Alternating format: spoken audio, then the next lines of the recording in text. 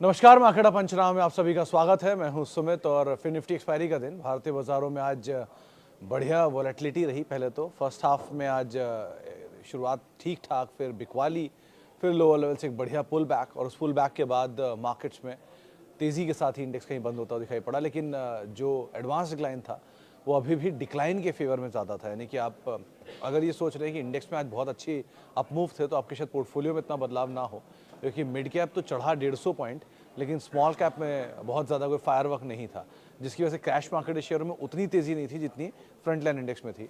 तो fin Nifty से related stocks यानी कि बैंक्स में एक अच्छी खरीदारी थी। निफ्टी बैंक बढ़िया रफ्तार के साथ कामकाज कर रहा था। फिनेंशियल स्टॉक्स में अच्छी तेज़ी थी। सेंसेक्स 483 485 अंक बढ़कर बंद हुआ। निफ्टी 50 में से करीब 37-38 ऐसे शेयर थे जो कि तेज़ी में बंद होते हुए दिखाई पड़े। निफ्टी बैंक 1.5% के आसपास उछाल में रहा, जिसमें HDFC bank, ICICI bank majorly perform करते हुए दिखाई पड़े। आज इवेंटफुल डे था, तो इवेंटफुल डे के हिसाब से अगर देखें, सबसे पहला नाम तो आता है आज जो एमसीएक्स में शुरुआत में ट्रेडिंग नहीं हुई और मल्टीपल टाइम्स वो ट्रेडिंग को पोस्टपोन करके 1 बजे के अराउंड में ट्रेडिंग शुरू होते हुए दिखाई पड़ी। दिन का बड़ा इवेंट ये था।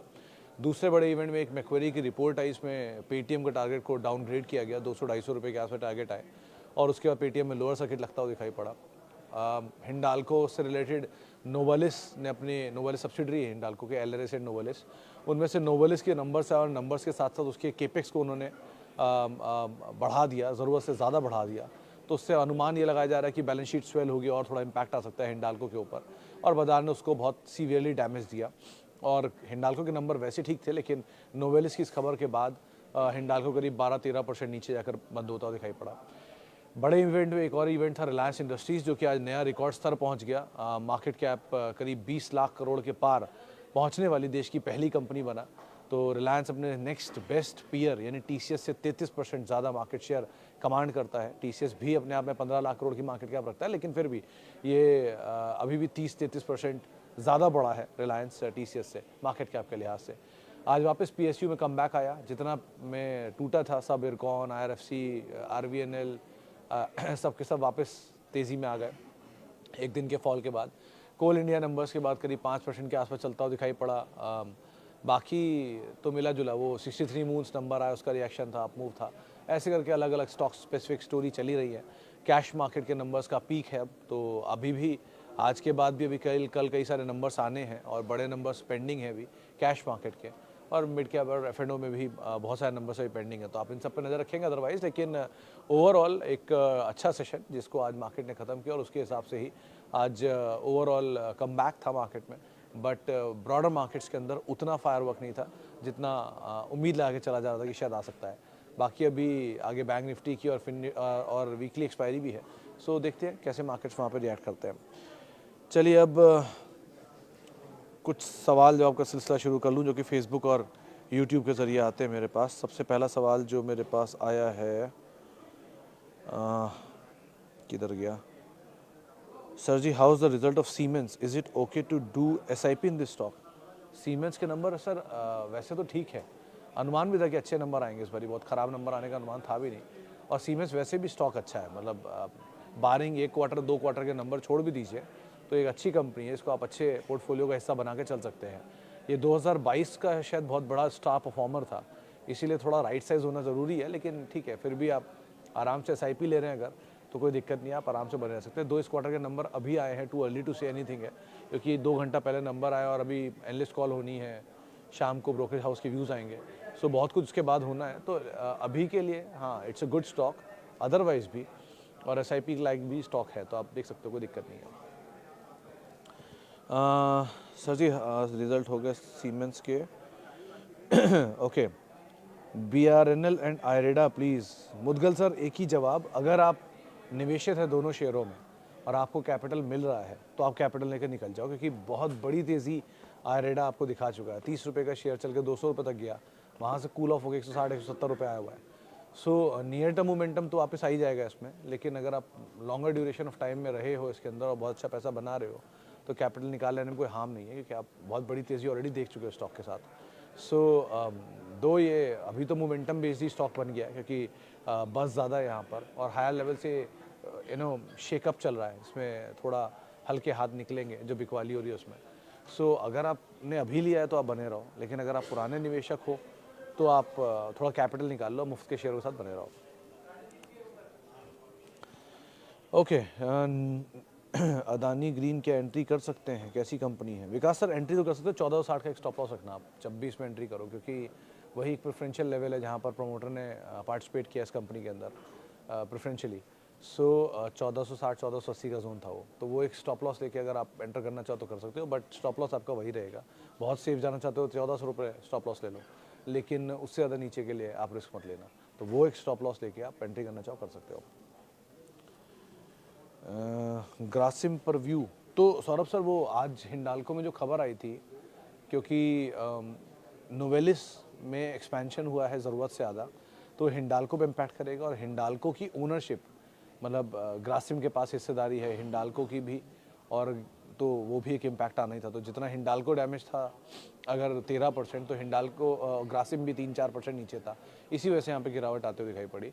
लेकिन otherwise Grasim it's a good company. Otherwise ये इसमें होल्डिंग की वैल्यू तो है ही, प्लस खुद का कारोबार भी है VSF को लेके, और अब पेंट कारोबार का भी ट्रायल शुरू कर दिया उन्होंने।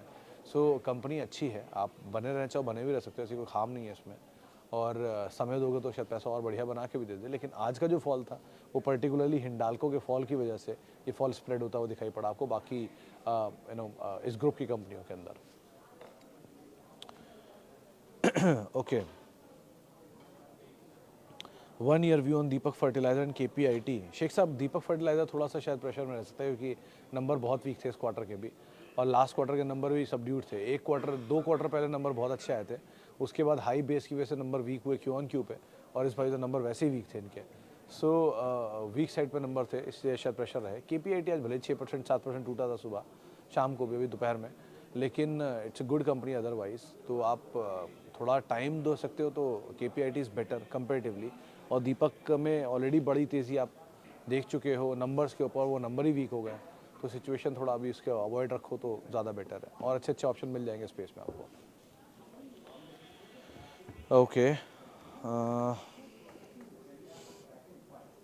Please share A view on Shobha developer. Shantanu sir, बहुत बड़ी तेज़ी आई है इसमें, मतलब 470-72 रुपये पे, मुझे याद है पहली बार इस प्लेटफॉर्म पे बात हुई थी मेरी, तब इसमें प्रमोटर की बाइंग आई थी 470 से 500 रुपये के जोन के आसपास, और तब ये बात मेंशन भी हुई थी कि यहाँ पर प्रमोटर बाय कर रहा है तो एक अच्छी एग्रेसिव तेज़ी है, क्योंकि बहुत बड़ी बाय प्रमोटर ने की थी, शायद जनवरी से लेकर जुलाई तक के बीच में वो कंटिन्यूसली बाय करते रहते हैं। तो वो तेज़ी 470-480 के आसपास उन्होंने बाय किया था, वहाँ से स्टॉक अब ऑलरेडी 3 गुना 3.5 गुना हो चुका है। सो इतनी बड़ी तेज़ी के बाद अब और नया एग्रेसिव बाय तो जाना ठीक नहीं है, लेकिन प्रमोटर के एक्शन में नजर रखना, अगर वो ऑफलोडिंग नहीं कर रहे हैं अपनी तो ठीक है। वैसे कंपनी ठीक है, बट अगेन एक ही चीज़ है कि बहुत बड़ी तेज़ी दिखा चुका है, वो जोन से लेके ये जोन तक वो भी बहुत कम समय में दिखाई है, तो ज़रा उसका आप ध्यान रखना। लेकिन अदरवाइज़ कंपनी ठीक है, कोई प्रमोटर एक्टिविटी अकॉर्डिंगली हो इसमें तो आप ध्यान रखना, और उसके हिसाब से कॉल लेना। बट वही एक ट्रिगर था सबसे बड़ा जो इसमें काम कर गया ऑलरेडी। सो अब आप उसको आधार मान के जो कॉल लेना चाहो ले सकते हो।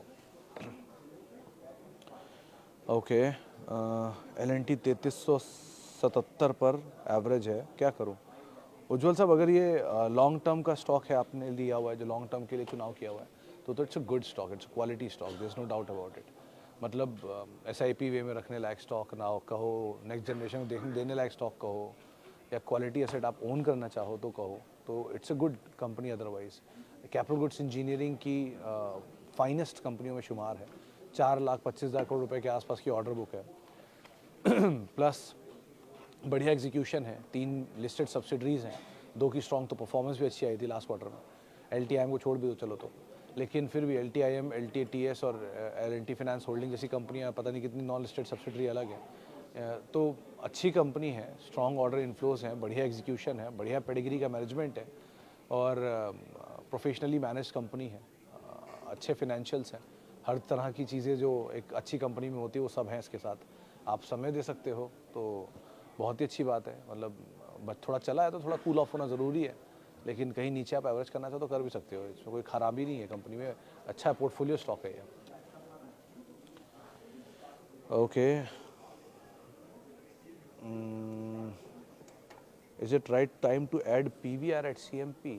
आई थिंक अगर थोड़ा एग्रेसिव बायर हो आप तो एक बार वो कर सकते हो। ये नंबर लास्ट क्वार्टर के वीक थे, वो मर्जर चल रहा है नॉक्स का, तो वहाँ पर कंसोलिडेशन उसी की वजह से देखने को मिल रहा है, चाहे वो यहाँ हो या वो बैंक में HDFC बैंक हो।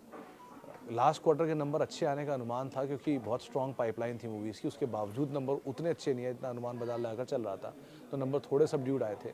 अगर वो नंबर्स को आप दरकिनार भी रख लो और थोड़े एग्रेसिव बायर हो तो एक बार को आप जा सकते हो, बट ये ध्यान रखना है कि आप एग्रेसिव बायर हो तो आपको स्टॉप लॉस साथ में लेकर चलना होगा। स्टॉप लॉस लेके आप एंटर कर सकते हो, रिसेंट लो को स्टॉप लॉस ले लो और एंटर कर सकते हो, बट एक ही चीज़ का ध्यान रखना कि थोड़ा एग्रेसिव बायर हो तभी जाना, क्योंकि अगर बाजार थोड़ा और कूल ऑफ हुआ तो ऐसे अच्छे दाम मिल जाएंगे नीचे, तो उसको आप आइडेंटिफाई कर लेना। और थोड़ा कंसोलिडेशन में रहेगा भी, दो कंपनी अब ठीक है, विद मर्जर पोस्ट मर्जर ठीक हो जानी चाहिए सिचुएशन, लेकिन नंबर्स के ऊपर बहुत कुछ डिपेंड करेगा इसके। Okay Sumit sir, NALCO purchase करने का फिक्स किया है, आपको सजेस्ट करो एक साथ लूँ या SIP करूँ। अमित सर, अगर आपने फिक्स कर ही लिया है तो मैं कुछ कह नहीं सकता ज़्यादा इसमें, लेकिन एक चीज़ के लिए अनुमान लगाकर चलना कि Nalco, NMDC and Coal India, ये 3 PSU या BPCL, 4 PSU बढ़िया डिविडेंड यील्डिंग स्टॉक्स हैं। अब नहीं है यील्ड इतनी क्योंकि ऑलरेडी भाग गए हैं बहुत, लेकिन वैसे अदरवाइज इनकी यील्ड अच्छी है। सो आप खरीदारी तो कर सकते हो। कोई भी तेज़ी, क्योंकि PSU बहुत बड़ी तेज़ी दिखा चुका है, नाल्को एंड NMDC वगैरह भी बहुत चले हैं, सो इसलिए इतनी बड़ी तेज़ी में ये तो नहीं कहूँगा कि आप आउटराइटली खरीदो। आपने खरीदने का मन बना रखा है, इसलिए आप SIP वे में लो, और आपका SIP थोड़े बड़े चंक्स का होगा, क्योंकि आप ऐसे मत सोचें कि हर महीने एक एक शेयर, दो शेयर, 10 शेयर लेता रहूँ।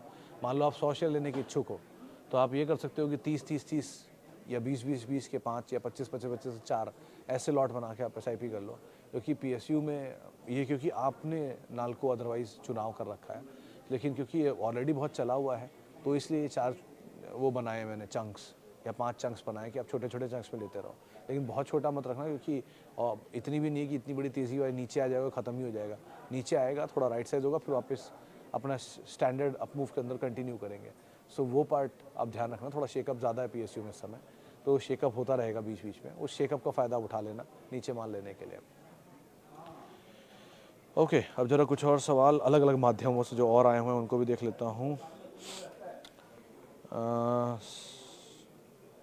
Dear sir, view on campus activewear. Bablu sir, अभी मेरे ख्याल से ऑलरेडी बहुत ज़्यादा टूटा हुआ है, नंबर के बाद सिचुएशन थोड़ी बेटर है कि 3 मैंने कैंपस का वॉल्यूम का नंबर चेक किया था, तो volume consecutive quarter by quarter better हुआ था, मतलब किसी मेरे को ख्याल से होगा भी मेरे पास, अगर मैं उन नंबर्स पर नज़र डालूँ तो, क्योंकि किसी GM की भी एक रिपोर्ट आई थी, उन्होंने भी 15% के आसपास का एक अपसाइड बोला था स्टॉक के अंदर, और दूसरा कैंपस का जो अदरवाइज वॉल्यूम का नंबर था वो भी Q-on-Q बेसिस पे शायद थोड़ा बेटर था। YoY बेसिस पे इनके नंबर थोड़े वीक थे। 25 करोड़ रुपए के आसपास का मुनाफे का नंबर आया था, 1.5 करोड़ रुपए के आसपास, 1.5% के आसपास का रेवेन्यू बढ़ा था, लेकिन मेरे ख्याल से ऑलरेडी बहुत बिकवाली आ चुकी है, तो बहुत ज़्यादा डाउनसाइड की उम्मीद है नहीं, तो आप जाना चाहो तो थोड़ा थोड़ा यहाँ पर रिस्क ले सकते हो उसके अंदर। ओके, थैंक यू भावन जी, थैंक यू। ऑस्ट्रेलिया से आप मुझे देख रहे हैं, बहुत बहुत शुक्रिया sir. Watching your shows daily, thank you sir. Your view on Tata chemical, HDFC AMC, Anand Rathi and IndusInd. इन 4 में से सर आनंद राठी को छोड़ के बाकी 3 आपके चुनाव ठीक है, उनमें कोई प्रॉब्लम नहीं है। Safest so far is Tata chemical, second safest is HDFC AMC, third is IndusInd bank, and last is Anand Rathi. अगर आप HDFC में कुछ ढूंढ रहे हो तो HDFC bank would be a better bet. आप, वो बात अलग है कि आज का समय उसके अनुकूल नहीं है, तो आपको शायद नहीं सुनने में पसंद आया कि चलता नहीं है, ऐसा शेयर है वैसा शेयर है। आई एग्री, कंप्लीटली एग्री, इसमें कोई डिनाइल नहीं है, लेकिन ठीक है, बहुत समय तक बहुत सारे शेयर नहीं परफॉर्म करते, फिर वन फाइन डे परफॉर्म करते हैं। सो HUL एंड HDFC बैंक, ये 2 नाम हो सकते हैं एक बार को जिनको आप देख सकते हो। HUL इसलिए कि ये भी बहुत समय चला नहीं है, सो दे आर क्वालिटी, पैसा डुबाएगा नहीं, और पोर्टफोलियो स्टॉक है दोनों के दोनों, तो आप आराम से वहाँ पे समय दे सकते हो अगर आप चाहो तो। बाकी 3 आपके चुनाव में कोई गड़बड़ नहीं है, आनंद राठी को थोड़ा पिक एंड चूज़ करना अकॉर्डिंगली। ब्रोकरेज हाउसेज में शेयर में बहुत पैसा बनता है नहीं बनता है, ये मोमेंटम पे डिपेंड करता है, और आप मोमेंटम राइड कर पाते हो कि नहीं मुझे पता नहीं। And thank you again for watching. Okay Sumit sir, I have Tata chemical 15 share, तो आपको जवाब मिल ही गया होगा। टाटा केमिकल को आप फर्दर ऐड भी कर सकते हो तरुण जी। डाबर 75 शेयर, ये भी आप ऐड कर सकते हो। SBI कार्ड आप होल्ड कर सकते हो। And should I add more at current level? Sir मेरे ख्याल से Dabur and Tata chemical is preferably better. आप छोटी क्वांटिटी में एक बार को SBI कार्ड देख सकते हो, बिकॉज वो चला नहीं है बहुत टाइम से, तो आप मूव अगर लेता है तो वो भी पार्टिसिपेट कर सकता है लेकिन छोटी क्वांटिटी में, इसलिए बोल रहा हूँ कि अगर वो और डाउन साइड खुला तो चांसेस कम है इसके, तो अपने रिस्क के हिसाब से आप देख लेना एसबीआई कार्ड को। लेकिन डाबर और मतलब मतलब तीनों के तीनों ही शेयर जो है उनकी क्वालिटी में कोई ख़राबी नहीं है। सो आप चाहो तो समय भी दे सकते हो, चाहो तो आप ऐड भी कर सकते हो, ऐसा कोई खास रिस्क नहीं है इनमें। Hindalco is it now time to buy? मेरे ख्याल से हाँ कुमार साहब, अगर कल वो एक और झटका दे दे तो थोड़ा ऐड किया जा सकता है, क्योंकि आज 13% का फॉल दो तरीके से इसको पढ़िए आप। पहला, एक बात सही है कि बड़ा केपेक्स है और ज़रूरत से ज़्यादा समय लग रहा है, इसलिए उस पर रेगुलेटरी इशूज़ चक्कर में बड़ा पैसा लग रहा है, जो कि बैलेंस शीट को और स्वेल कर सकता है हिंडाल्को की, और ज़्यादा डेट का इशू आ सकता है और वो शायद लीवरेज इनकी थोड़ी और बढ़ा देगा। ये एक पार्ट को बाजार रीड कर रहा है। लेकिन इसी का दूसरा पार्ट ये होगा कि अगर वो जब केपेक्स आ जाएगा तो वो केपेक्स भी कंपनी के नंबर्स में रिफ्लेक्ट होगा और उसका भी एक इम्पैक्ट रहेगा। तो ठीक है, केपेक्स बढ़ रहा है, लेकिन हिंडाल्को की मैनेजमेंट ज़्यादा कंसर्न होगी ना इस चीज़ को लेकर एनालिस्ट से। सो अगर कहीं नीचे मिलता है तो definitely it's a good buy, और ये एक मौका अच्छा था, तो आप इसका इस्तेमाल कर सकते हो थोड़ा थोड़ा ऐड करने के लिए। But quantity should be very less and देखते रहना, जैसे जैसे रिवाइवल हो वैसे वैसे आप अपनी क्वांटिटी को चेंज करते रहना। लेकिन अकॉर्डिंगली हाँ, ये मौका अच्छा था। ऐसा आज किसी भी निफ्टी स्टॉक में अगर आपको एक 10% का डिप मिलता है तो उसका इस्तेमाल हमेशा करना चाहिए, थोड़ा थोड़ा ऐड करने के लिए। वो थोड़ा ही हो, क्योंकि वो वजह बहुत कुछ होती है किस वजह से हुआ है, लेकिन ऐड करने में कोई बुराई नहीं है उसमें। मिसेस बेक्टर का रिजल्ट अच्छा था सर। अरूप जी, रिजल्ट अच्छा था, 3 डिजिट में आ गई, क्योंकि 300 रुपये से चल के शेयर 1200 भी गया था, तो थोड़ा कूल ऑफ होने दीजिए, ऐसा कोई हार्म नहीं है इसके अंदर। और अगर आप टाइम दे सकते हो और आपको ज़्यादा हार्म नहीं है तो थोड़ा नीचे मिले तो आप ऐड भी कर सकते हो, ऐसा कोई दिक्कत नहीं है। बट अगेन ये क्योंकि चला बहुत था, इसलिए कूल ऑफ होने में कोई प्रॉब्लम नहीं है इसमें। अदानी ट्रांस के मूवमेंट कब आएगा? ये 1000 के आसपास ही कंसोलिडेट कर रहा है। दुबे जी, इतना तो मुझे नहीं पता कि ये कब आएगा, क्योंकि मैं कोई ज्योतिष नहीं हूँ जो बता पाऊँ। हाँ, फिलहाल ये बात सही है कि ऊपर 1160 और नीचे 1020 के बीच में कंसोलिडेट कर रहा है, लेकिन ठीक है, हमेशा शेयर के तेज़ी के दिन ही नहीं रहते ना। आप सब ये चाहते हैं कि हमेशा बाजार तेज़ी रहे, हमेशा शेयर चलता ही रहे, हमेशा कभी शेयर गिरे ही ना, ऊपर ही ऊपर भागता रहे। ऐसा हमेशा नहीं होता ना। कुछ दिन कंसोलिडेशन के होते हैं, कुछ दिन गिरावट के होते हैं, कुछ दिन ठहराव के होते हैं, उसके बाद फिर चाल के होते हैं। तो हर तरह के दिन आते हैं और ये भी बीत जाएंगे जैसे वो बीत गए। गॉडफ्रे फिलिप्स, नंबर अच्छे थे ज्योतिष साहब, अगर आपके पास है तो आप बने रह सकते हो। जेपी पावर ले सकते हैं क्या? दिनेश सर, यूजुअली तो मैं इतने छोटे स्टॉक में बात नहीं करता, लेकिन इसके नंबर अच्छे थे इस क्वार्टर के, जेपी पावर के। और नंबर के बाद चला भी 18 रुपये पे था, जहाँ नंबर आया था 24 रुपये तक गया, उसके बाद ये नीचे आना शुरू हुआ है। 2-3 सर्किट लगे हैं लोअर इसमें। सो कंसोलिडेट कर रहा है बहुत टाइम से और लोअर सर्किट लग रहे हैं, ठीक है। लेकिन कल परसों ही किसी लोअर सर्किट ने एक बड़ी क्वांटिटी में कोई बाय भी करके गया है। सो मेरे ख्याल से तो उसमें जाना में कोई हार्म है नहीं। बट अगेन आपका स्टॉप लॉस फिर भी 18, क्योंकि वही वो दाम था जहाँ पे नंबर आया था और उसके बाद से शेयर चलना शुरू हुआ है। सो उसको आप एक बार को ध्यान रखना और ध्यान संभल के कॉल लेना, क्योंकि छोटी डिजिट का स्टॉक है। चीज़ें बेटर हुई हैं नंबर में, अब वो कंफर्मेशन की ये टर्न अराउंड हुआ है कि नहीं ये अभी कहना मुश्किल है, बट चीज़ें पहले से बहुत बेटर हो चुकी हैं। चलिए, फिलहाल अब इतने सवालों शामिल करूँगा। माफ़ी उन सभी लोगों से बातचीत नहीं हो पाई, और बहुत बहुत शुक्रिया उन सभी लोगों का जिन्होंने सवाल पूछा। आपसे मुलाकात होगी अब इधर 5:30 या कल, और आप मेरे साथ जुड़ सकते हैं @सुमित रिसर्च, मेरा ट्विटर हैंडल है। किसी भी निवेश से पहले अपने वित्तीय सलाहकार की राय ज़रूर लें, और CNBC आवाज़ के यूट्यूब, फेसबुक पेज पे आप हमारे साथ जुड़ सकते हैं। नमस्कार।